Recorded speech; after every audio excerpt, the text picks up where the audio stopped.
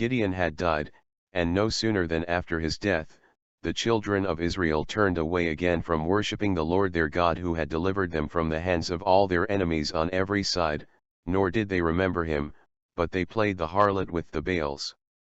They actually made Baal-berith their god and built a temple to him in the city of Shechem.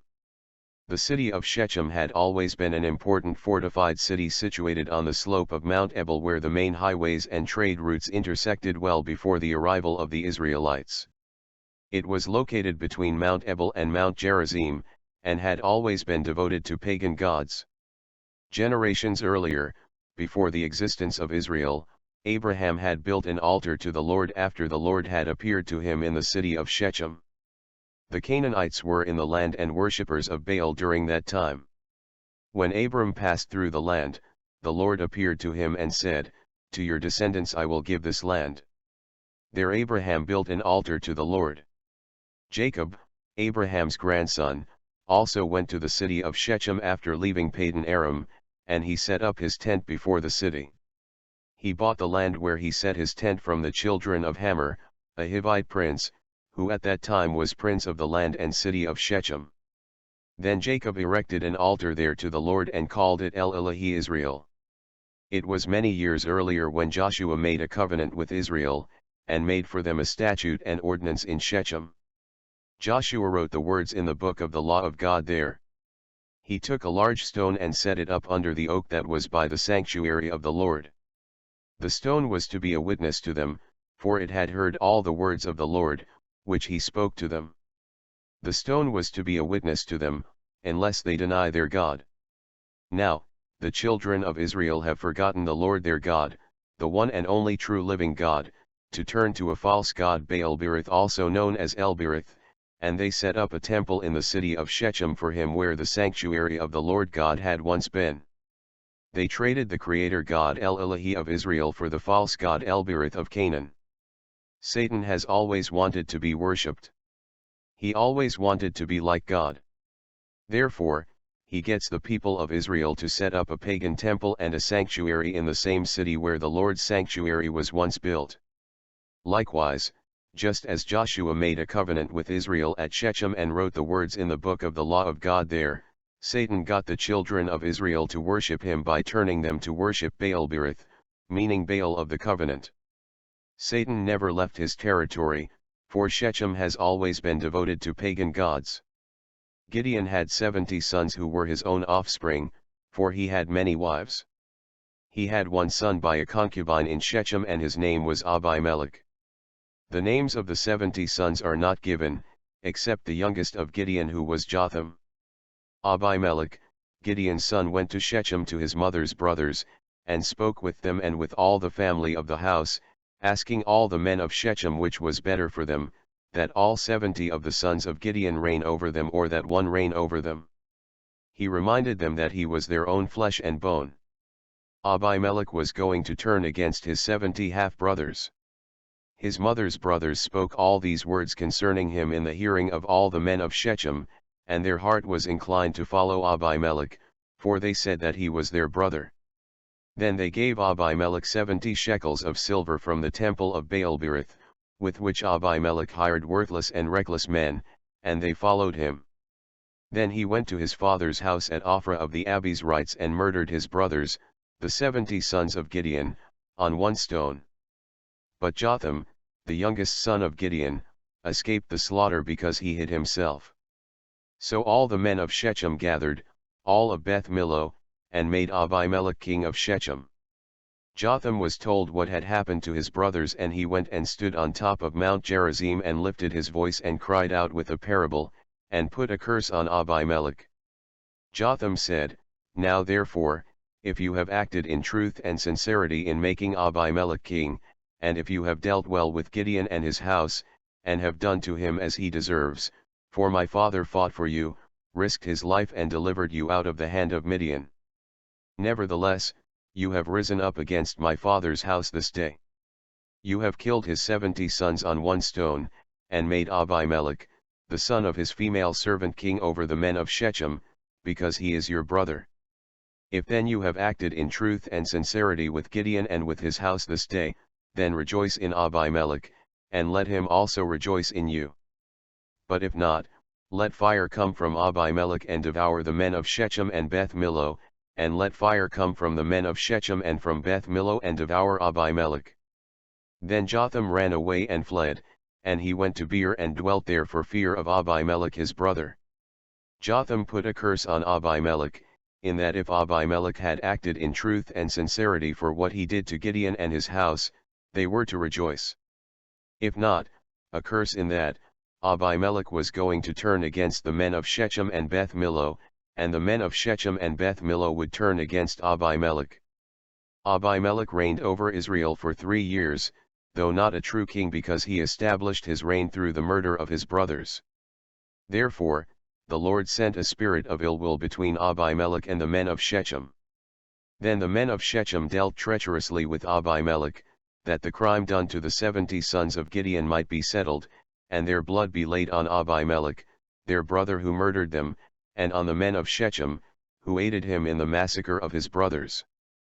Then the men of Shechem set men in ambush against Abimelech on the top of the mountains, and they robbed all who passed by them along that way, and it was told Abimelech. Gaal, the son of Ebed, and his brothers went to Shechem, and the men of Shechem put their confidence in Gaal. Therefore, they went out to the fields, and gathered grapes from their vineyards and trod them, and made merry, they made wine. They went into the house of their God and ate and drank, and cursed Abimelech.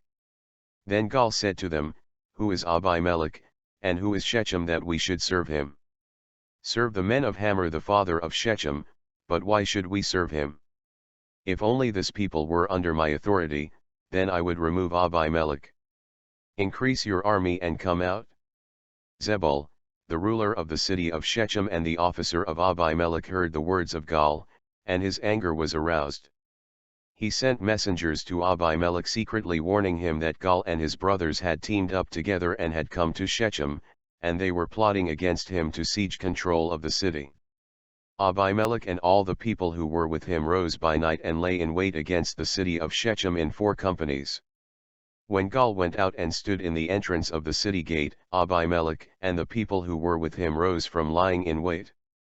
To Gaal's surprise, he saw people coming down from the mountains, from the center of the land, and another company coming from the diviner's terebinth tree. Then Zebul said to him, Where indeed is your mouth now, with which you said, Who is Abimelech that we should serve him? Are not these the people whom you despised? Go out, if you will, and fight with them now. Gaal went out, leading the men of Shechem, and fought with Abimelech. Then Abimelech chased him, and he fled from him, and many of the people fell wounded to the very entrance of the gate.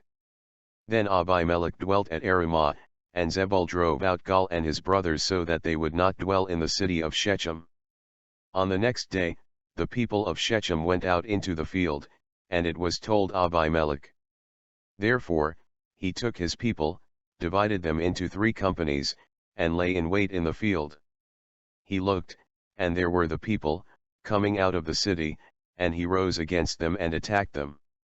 Then Abimelech and the company that was with him rushed forward and stood at the entrance of the gate of the city, and the other 2 companies rushed upon all who were in the fields and killed them. Therefore, Abimelech fought against the city all that day. He took the city of Shechem, and he demolished the city and sowed it with salt. Now when all the men of the tower of Shechem heard what Abimelech and his company had done, they entered the stronghold of the temple of the god Berith, and it was told Abimelech that all the men of the tower of Shechem were gathered together. Abimelech went up to Mount Zalmon, he and all the people who were with him. He took an axe in his hand and cut down a bough from the trees. He took the bough and laid it on his shoulder, and had the people with him to do likewise, and they followed him and put boughs against the stronghold, set the stronghold on fire above them, so that all the people of the tower of Shechem died, about 1,000 men and women. The men of Shechem entered the so-called stronghold of the temple of the god Berith. I suppose they thought Baal-Berith would protect them. Baal-Berith could not protect itself, neither could it protect the people. The stronghold was set on fire, and all the people of the tower of Shechem died. Abimelech went to Thebez, and he encamped against Thebez and took it. Thebes was a fortified city of Manasseh. It was situated about 13 miles southwest of Bethshean. However, there was a strong tower in the city, and all the men and women, all the people of the city, fled there and shut themselves in. Then they went up to the top of the tower. Then Abimelech came as far as the tower and fought against it, and he drew near the door of the tower to burn it with fire. But a certain woman dropped an upper millstone on Abimelech's head and crushed his skull. He then called for his armor-bearer to draw his sword to kill him, for he did not want it said that a woman killed him, and the young man did so. He thrust him through, and Abimelech died. It was when the men of Israel saw that Abimelech was dead, they departed every man to his place. Thus, the Lord repaid the wickedness of Abimelech, which he had done to his father by killing his 70 half-brothers. In turn, all the evil of the men of Shechem, the Lord returned on their own heads, and on them came the curse of Jotham the son of Gideon. After the reign of Abimelech, there arose a sixth judge to save Israel, Tola, the son of Puah, the son of Dodo. He was from the tribe of Issachar who dwelt in Shamir in the mountains of Ephraim. The sons of Tola were mighty men of valor in their generations. Their number of days existed up to the time of David. These were the sons of Issachar according to their families: Tola, the family of the Tolaites, and Puah, the family of the Punites. Dodo is not mentioned, and the son jumps to Jashub, the family of the Jashubites, of Shimon, the family of the Shimronites.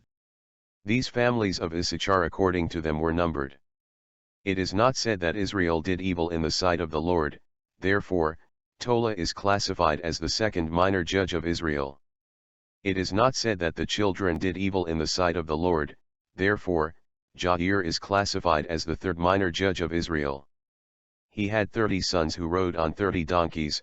They also had 30 towns, which were called Jair, which were in the land of Gilead. Jair died and he was buried in Kaman. Jair was a son of Manasseh who captured the villages east of the Jordan River in Gilead and Bashan. He took all the region of Argob as far as the border of the Geshurites and the Machathites and called Bashan after his own name, Jair.